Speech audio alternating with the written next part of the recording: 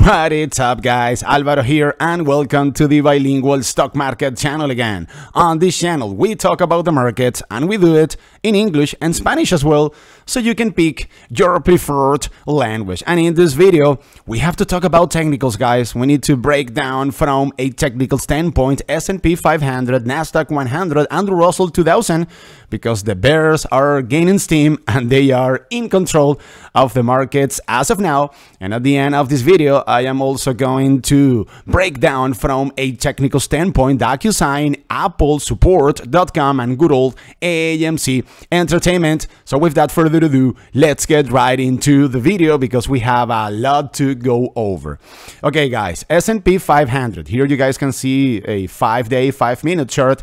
The S&P went down 0.77% last Friday, and it closed last Friday's trading session at 4,458.4458. Okay, so in a matter, guys, check this out. In a matter of 2 trading sessions, the S&P 500 dropped almost 1.60% from the high of last Thursday's trading session at 45.29 down to the low point of last Friday's trading session at 44.58. So that is bearish in and of itself. However, guys, if we take a deep dive into this tape, into what happened during the last 2 trading sessions, we can no problem make the case that the bears are in total control of the S&P 500, and most importantly, we can conclude that the shift that we are having, guys, a shift in the momentum of the market. So take a look at this. So here you guys can see last Thursday's trading session, and here on the right side of your screens, you guys can see last Friday's trading session. So on Thursday, we opened the trading session and the S&P 500 went up. The bulls were rejected at 45.29. So we saw a decent drop over here on in the S&P 500. The bulls managed to find support at 45.09. They tried to go higher. Once again, they were rejected, okay, for the second time on Thursday, and then they found support at 44.92. The bulls made another attempt in order to come back, and they were rejected once again at 45.04. And we closed last Friday's trading session at 44.92. So on Thursday alone, guys, the bulls were rejected on 1, 2, and 3 occasions. Okay, that was on Thursday. The bulls were rejected on 3 occasions. The bears were showing strength over here. On Friday, we opened the trading session and we pulled up. The bulls were rejected at 45.20. We saw a massive drop down to 44.77, break into the downside, a very important area of lower support at 4,500. So the bulls found support at 44.78. They pulled up and they were rejected once again at 44.97. And then we saw a massive, but I mean a massive drop and bearish price action down to 44.57, which was the price in which the S&P 500 closed last Friday, 44.58. So in a matter, guys, of only 2 trading sessions, the bulls were rejected on 1, 2, 3, 4, and 5 occasions. And every single time that they were rejected, we saw a massive drop.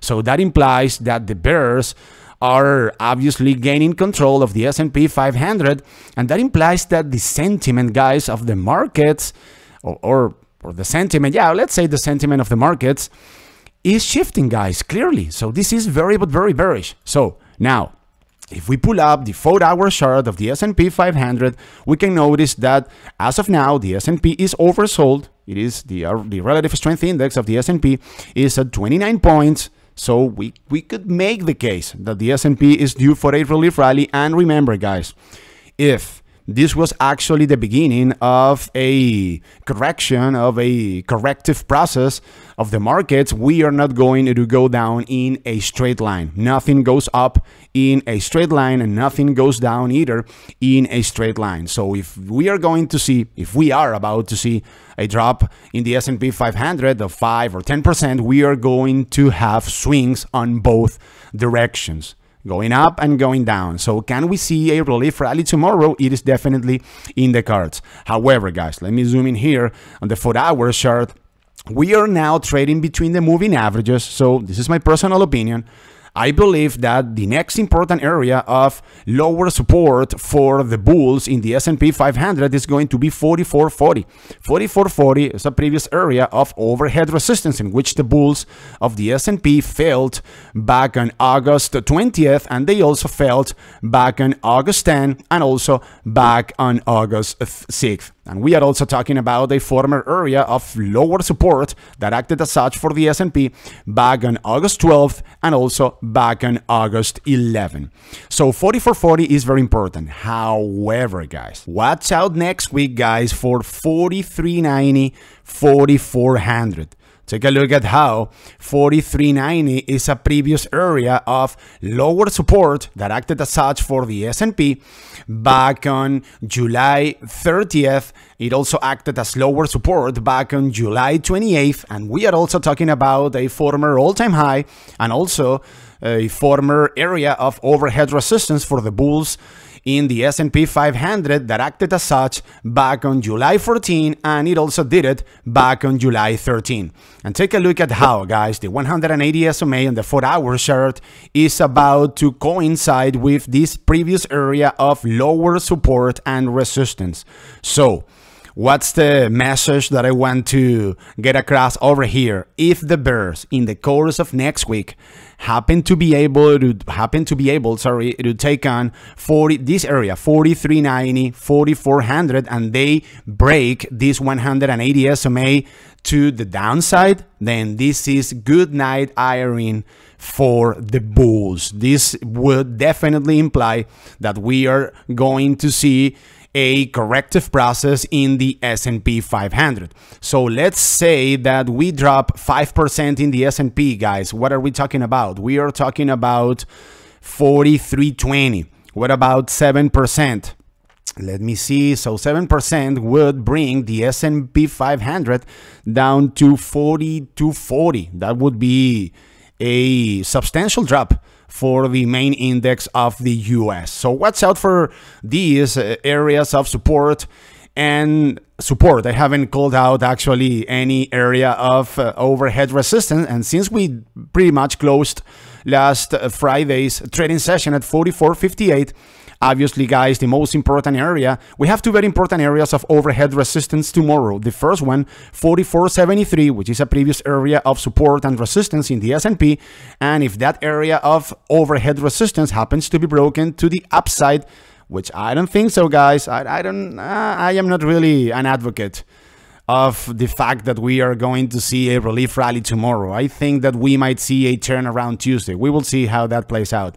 So if 44.70 happens to be broken to the upside, then obviously, guys, we have the fat number of 4,500 that is going to act as well as overhead resistance. So this is going to be a very interesting week for the S&P 500. And mind you, guys, and I haven't said this before, remember that Tuesday is going to be very important. On Tuesday, we are going to have the CPI data report coming out with the inflation numbers of August. And then also keep in mind that on Friday, we are going to have quadruple witching. So on Friday, we are going to have a massive expiration of options, of futures, indices, and stocks as well. So those are two factors that you need to keep in mind for the week that is starting out tomorrow. And in the case of the NASDAQ 100, this index went down on Friday 0.77%, and it closed last Friday's trading session at 15,440 points. when we take a look at the relative strength index of the NASDAQ 100, it is at 38 points. Very healthy, guys, I would say, from a technical standpoint. And if I zoom in here on the 4-hour chart, take a look at the spot, guys, in which the bulls managed to find support on Friday, right at the 50 SMA on the 4-hour chart at 15,440 points. So the most important area of support for the bulls in the NDX is going to be 15,400 points. Keep in mind that 15,400 points is a former area that was reached as a new all-time high for the NASDAQ 100 on August 25th and also on August 24th. And obviously, we are also talking about a former area of overhead resistance. If 15,400 points happens to be broken to the downside, then the next important area of lower support is going to be 15,150 points. 15,150 points is a previous area of lower support in which the bulls of the NDX found support back on August 23rd. And keep this in mind, guys, this is a very important spot in case that we keep on seeing a drop in the NASDAQ 100. So 15,150 points was resistance for the bulls in the NDX on 1, 2, 3, 4, 5, 6, and 7 occasions before. So we are talking about a very, but very critical area of lower support. In technical terms, guys, because I just told you that the bears seem to be in control of the markets right now, in technical terms, we are still in a clear uptrend. We are trading above the moving averages, so we could make the case that what we are seeing in the case of the NDX is simply a pullback above an important area of lower support at 15,400 points. However, if 15,400 points happens to be broken to the downside, then we are going to see a big shift in momentum, a big shift in the sentiment of the NDX. If the NDX happens to pull up tomorrow, then watch out for 15,500 points, which is an area in which the bears of the NASDAQ 100 had a hard time throughout the last 2 trading weeks, and that was finally broken to the downside on Friday. So that's what is going on in the case of the NDX. And in the case of the Russell 2000, let's go over the Russell quickly over here.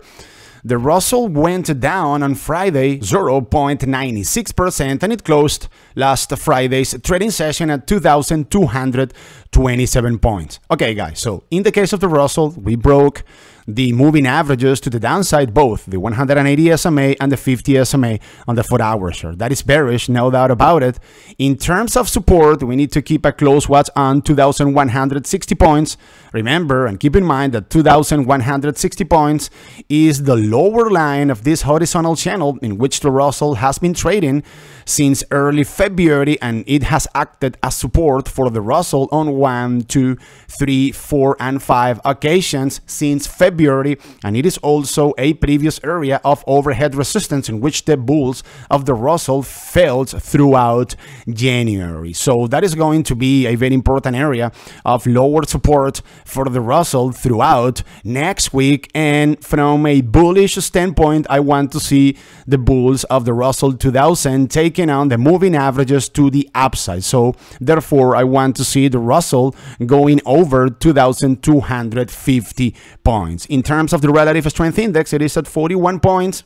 So we can make the case that the Russell 2000 can still go lower, no doubt about it. And now let's go ahead and take a look at the first stock of this video, which is going to be DocuSign.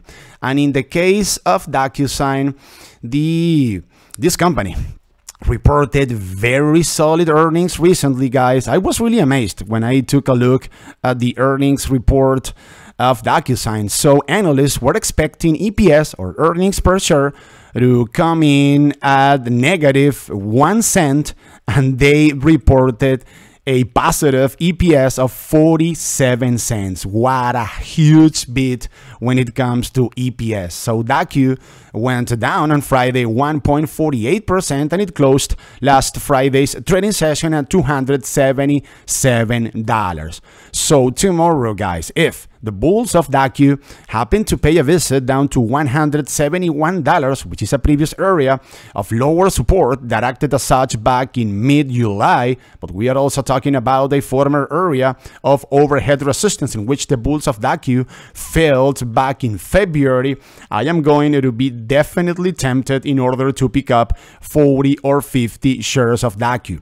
If I am able to start a trade with DocuSign at around that price, 271, 272, then my price target is going to be the next important area of overhead resistance for Docu at $293. $293 is a previous area of lower support that already acted as such for the stock of this company back in early August, but we are also talking about a former area of overhead resistance in which the bulls of Docu failed throughout the course of July.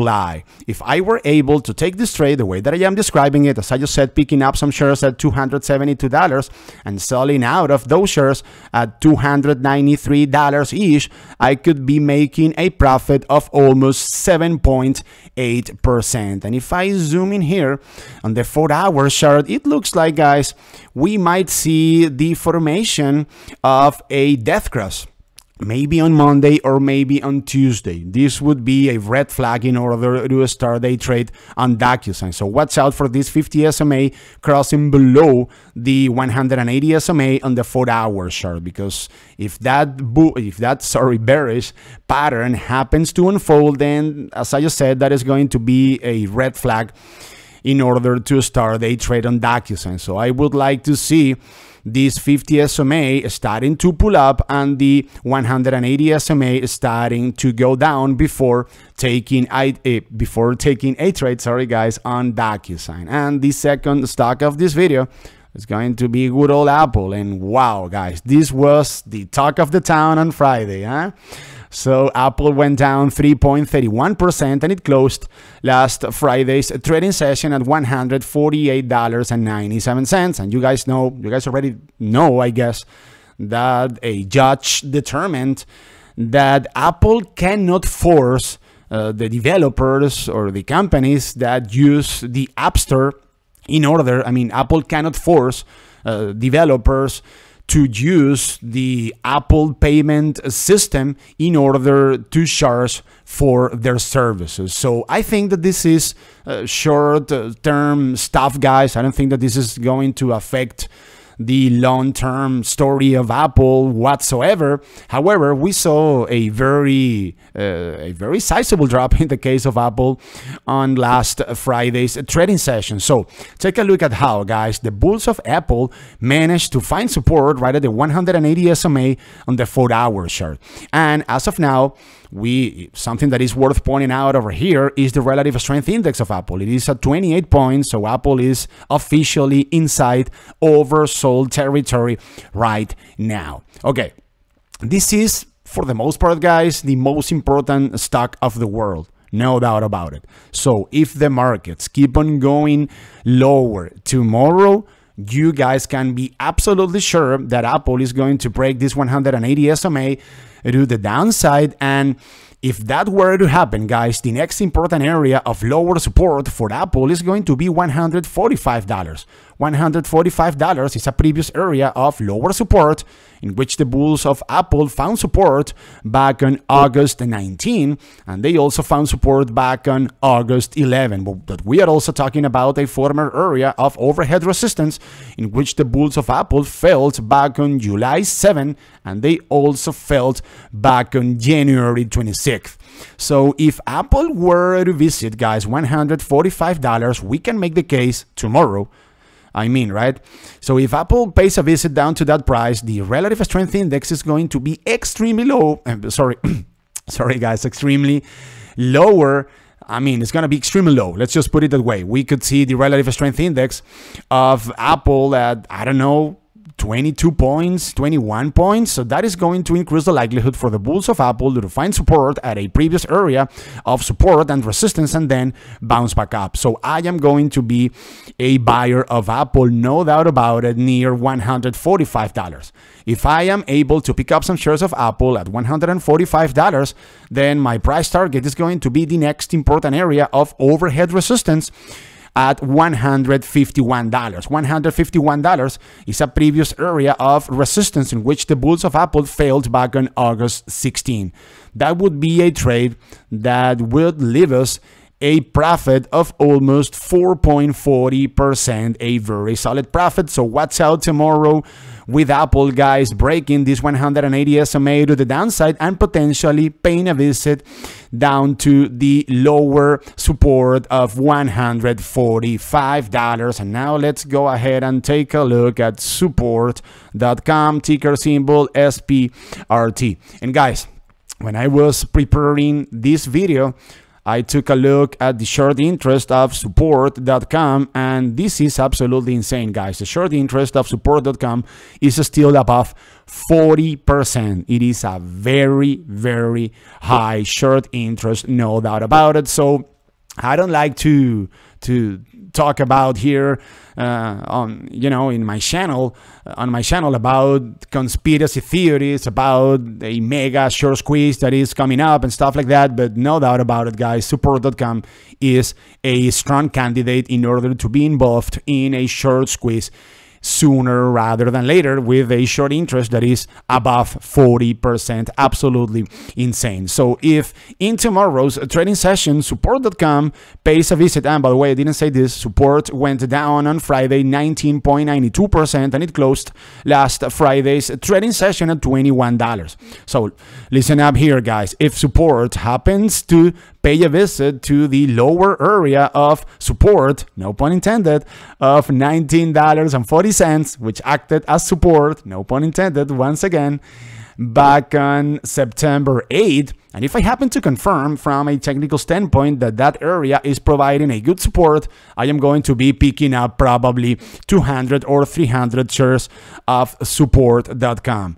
If I happen to start a trade over here, then my price target is going to be the next important area of overhead resistance for SPRT at $28. $28 is a previous area of resistance in which the bulls of support failed on last Thursday, but we are also talking about a former area of support that acted as such back on August 27. If I were able to take this trade the way that I am describing it, picking up some shares at $19.40, $19.20, and if I can sell out of those shares at $27 each, I could be making a profit of, listen up, guys, and get this, 43%. Jeez, how about that? That would be the trade of the month, no doubt about it. Mind you, guys, I lost 100 or 120 bucks recently with support.com. I started a trade and I obviously enter the trade applying immediately or setting immediately a stop loss. So if I pick up some shares of support.com at $19.40 each, as I just said, I am going to be placing immediately a stop loss at probably $17.50 or $17.40, because there is no way that I am going to have shares of support.com as a backhold in my portfolio. So watch out for support.com tomorrow, paying a visit down to $19.40, finding a good support over there, no pun intended, once again, and then bouncing back up. And now let's go ahead and take a look at AMC Entertainment. And what have I been saying here on the channel? AMC is heading to 52 bucks. That has been my narrative, guys, since almost 2 weeks ago. So I told you, watch out for this golden cross, which is still intact. This golden cross unfolded back on August 26th, and we can see how AMC has been respecting this 50 SMA on the 4-hour chart, and this uptrending channel ended up playing out perfectly, guys. I mean, no doubt about it. Take a look at how AMC went up on Friday 3.38%, and it closed last Friday's trading session at $15.16. So as of now, guys, we are slightly below the lower line of this uptrending channel, but we are pretty much extremely close to the next important area of overhead resistance for the bulls of AMC at $52. Remember, $52 is a previous area of support in which the bulls of AMC found support on 1, 2, 3, 4, 5, 6, and 7 occasions back in June. So, and if we take a look at the relative strength index of AMC, it is at 67 points. I told you in the video that we posted on Thursday that in AMC terms, this is a healthy relative strength index, guys. It is at 67 points. It is not that elevated, because we know that when AMC trades on good volume and momentum, we can see the relative strength index of this stock on the 4-hour chart going up to 85 or 90 points. So in my opinion, guys, we are about to see the bulls of AMC taking on $52. And if so, I want to see AMC starting a process of consolidation slightly above $52. I wouldn't like to see AMC bursting above $52 and right away making or pulling up in order to make a test of the other important area, or let's say the other important area of overhead resistance at $57. But rather, I would like to see AMC bursting above $52 and starting to consolidate slightly above that area, so the relative strength index of AMC can cool off a bit. And if AMC, guys, happens to, let's say, spend 2 trading sessions trading slightly above $52, we are going to see AMC going up to $57 or $58 in the course of next week. No doubt about it, guys. AMC is looking extremely bullish as of now.